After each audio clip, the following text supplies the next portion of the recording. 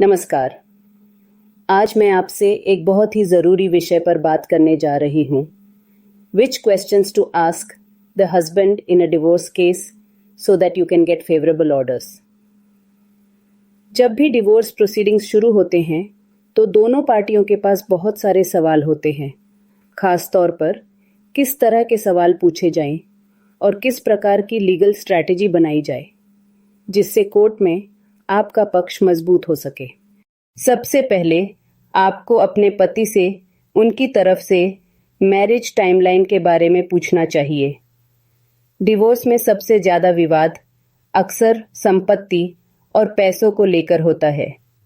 अगर आपको लगता है कि मामला लंबा खींच सकता है तो म्यूचुअल कंसेंट या एक आउट ऑफ कोर्ट सेटलमेंट भी एक अच्छा विकल्प होता है।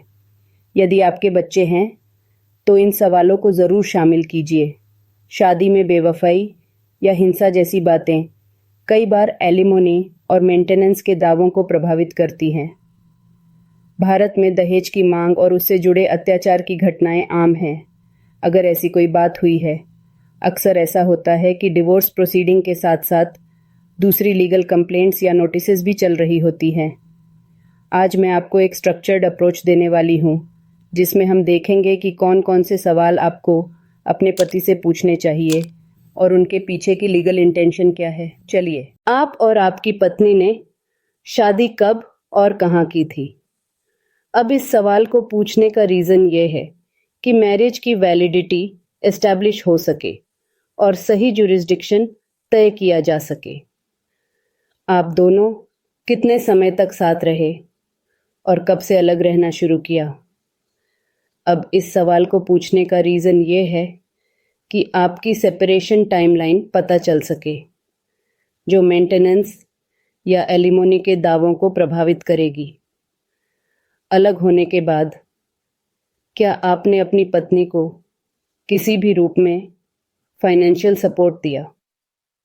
अब इस सवाल को पूछने का रीज़न यह है कि कोर्ट यह समझ सके कि आपने अपनी फाइनेंशियल रिस्पॉन्सिबिलिटी निभाई है या नहीं, जिससे मेंटेनेंस तय करने में मदद मिलेगी। क्या आप दोनों के पास कोई जॉइंट प्रॉपर्टी या शेयर्ड एसेट्स हैं जिनका अभी तक डिवीजन नहीं हुआ?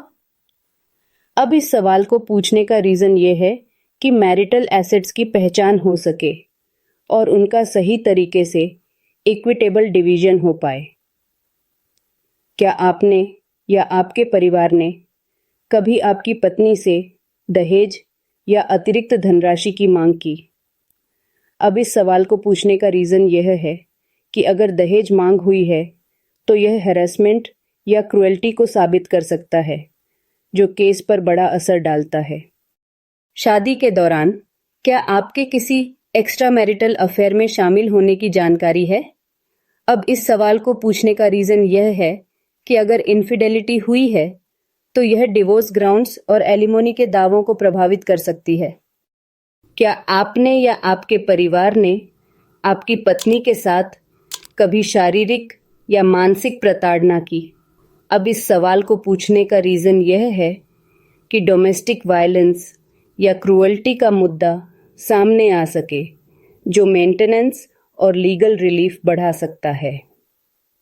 आपके और आपकी पत्नी के बीच मैरिटल एक्सपेंसेस और पारिवारिक खर्चों में किसने किस हद तक कंट्रीब्यूट किया? अब इस सवाल को पूछने का रीज़न यह है कि दोनों पक्षों की फाइनेंशियल कंट्रीब्यूशंस स्पष्ट हों ताकि एलिमोनी और एसेट डिवीजन में मदद मिल सके।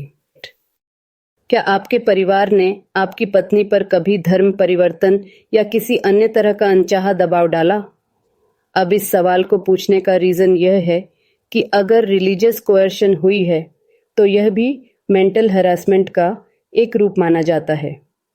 क्या आपने मैरिटल इश्यूज को सुलझाने के लिए कभी काउंसलिंग या मीडिएशन कराने का प्रयास किया? अब इस सवाल को पूछने का रीज़न यह है कि पता चले कि शादी बचाने के लिए कोई रिकंसिलिएशन एफर्ट हुआ है या नहीं, जो कोर्ट के लिए अहम हो सकता है। क्या आपने इस विवाद के संबंध में अब तक कोई लीगल नोटिस या अन्य कंप्लेंट दायर की है? अब इस सवाल को पूछने का रीज़न यह है कि कहीं पैरेलल प्रोसीडिंग्स तो नहीं चल रही हैं जिनका असर इस केस पर पड़ सकता है। क्या आपकी पत्नी के साथ आपकी शादी से कोई बच्चा है? और यदि हाँ, तो उसकी कस्टडी को लेकर आपका क्या रुख है? अब इस सवाल को पूछने का रीज़न यह है कि चाइल्ड कस्टडी और चाइल्ड वेलफेयर जैसे मुद्दों पर आपकी स्थिति समझी जा सके। बच्चे के एजुकेशनल एक्सपेंसेस या अन्य ज़रूरी खर्चों में आपका योगदान क्या होगा? अब इस सवाल को पूछने का रीज़न ये है कि बच्चों के भविष्य के लिए आपकी फाइनेंशियल कमिटमेंट क्या है, यह कोर्ट को पता चले। शादी के दौरान क्या आपके परिवार ने कभी आपकी पत्नी को घर छोड़ने पर मजबूर किया या इस दिशा में दबाव डाला? अब इस सवाल को पूछने का रीज़न यह है कि अगर कोई फोर्सफुल एविक्शन या गंभीर दबाव बनाया गया हो तो वह भी क्रूएल्टी की श्रेणी में आ सकता है। क्या आप और आपकी पत्नी ने कभी म्यूचुअल कंसेंट से डिवोर्स लेने पर विचार किया? अब इस सवाल को पूछने का रीज़न यह है कि एमिकेबल सेटलमेंट की कोई संभावना है या नहीं, जिससे समय और धन की बचत हो सके। आपकी वर्तमान आय क्या है और निकट भविष्य में आपकी इनकम में कोई वृद्धि की संभावना है? अब इस सवाल को पूछने का रीज़न यह है कि आपकी अर्निंग कैपेसिटी का अंदाज़ा लगाया जा सके, जो मेंटेनेंस या एलिमोनी तय करने में मददगार होगा। क्या आपके ऊपर कोई ऐसा लोन या डेट है जो मैरिटल ऑब्लिगेशंस के तहत आता हो? अब इस सवाल को पूछने का रीज़न यह है कि शेयर्ड लायबिलिटीज़ को भी डिवोर्स सेटलमेंट में शामिल किया जा सके। क्या आपने या आपके परिवार ने कभी आपकी पत्नी या उसके परिवार के बारे में अपमानजनक बातें कहीं या उन्हें बदनाम करने का प्रयास किया? अब इस सवाल को पूछने का रीज़न यह है कि यदि डेफेमेशन या मेंटल हरासमेंट हुआ है तो कोर्ट में यह मुद्दा उजागर हो। क्या आप दोनों के बीच कोई रिटन या वर्बल अग्रीमेंट हुआ था, जैसे फाइनेंसेस या प्रॉपर्टी डिवीजन से संबंधित? अब इस सवाल को पूछने का रीज़न ये है कि अगर कोई प्री एग्जिस्टिंग अग्रीमेंट है तो कोर्ट उसे भी मद्देनज़र रख सके। आपके अनुसार आपकी पत्नी के साथ शादी क्यों टूट रही है? कृपया अपने शब्दों में कारण बताइए। अब इस सवाल को पूछने का रीज़न ये है कि कोर्ट आपकी तरफ का पर्सपेक्टिव समझे और पूरे मामले को सही संदर्भ में देख सके।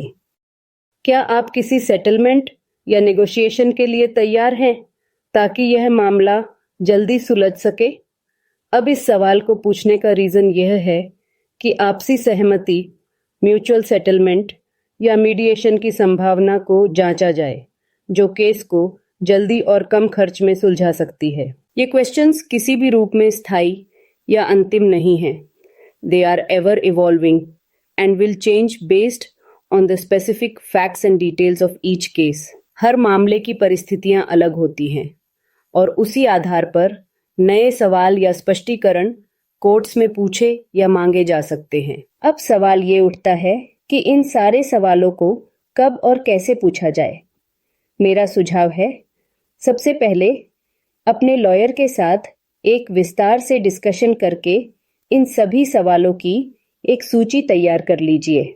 दूसरे, अगर आपके पास इन सवालों के समर्थन में कोई दस्तावेज, मैसेजेस या गवाह हैं तो उन्हें इकट्ठा कीजिए।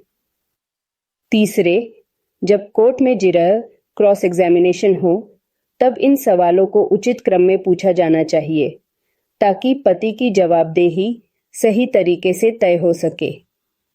चौथे, भावनाओं को जाहिर जरूर कीजिए, पर बहुत ज़्यादा इमोशनल आउटबर्स्ट से बचें।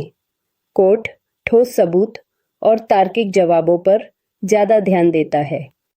किसी भी लीगल प्रोसीडिंग में सबसे अहम चीज़ होती है प्रिपरेशन और क्लैरिटी। अगर आपको पहले से पता होगा कि क्या पूछना है और क्यों पूछना है, तो आप आधी लड़ाई पहले ही जीत चुके हैं। याद रखिए, ये सवाल सिर्फ किसी पर इल्ज़ाम लगाने के लिए नहीं है, बल्कि फैक्ट्स और इंटेंशंस सामने लाने के लिए हैं। इसके अलावा कभी कभी बात बन सकती है कि पति किसी सेटलमेंट के लिए मान जाए। ऐसे में आप दोनों की तरफ से एक म्यूचुअल कंसेंट डिवोर्स का रास्ता भी खुल सकता है, जो तनाव और समय दोनों की बचत करता है।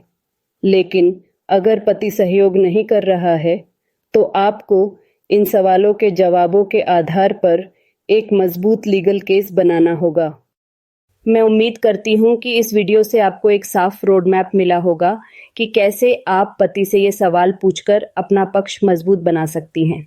याद रखिए, हर सवाल के पीछे एक कानूनी मकसद छिपा है, चाहे वो आपकी आर्थिक सुरक्षा हो, बच्चों का भविष्य या फिर आपके व्यक्तिगत अधिकारों का सम्मान। अगर आपको यह वीडियो इन्फॉर्मेटिव और हेल्पफुल लगी हो तो लाइक, शेयर और कमेंट ज़रूर करें। ऐसे ही और लीगल इंसाइट्स, कोर्ट स्ट्रैटेजीज और डिवोर्स केस टिप्स पाने के लिए हमारे चैनल को सब्सक्राइब करें और बेल आइकॉन दबाएं, ताकि आपको हमारी हर नई वीडियो की नोटिफिकेशन मिल सके।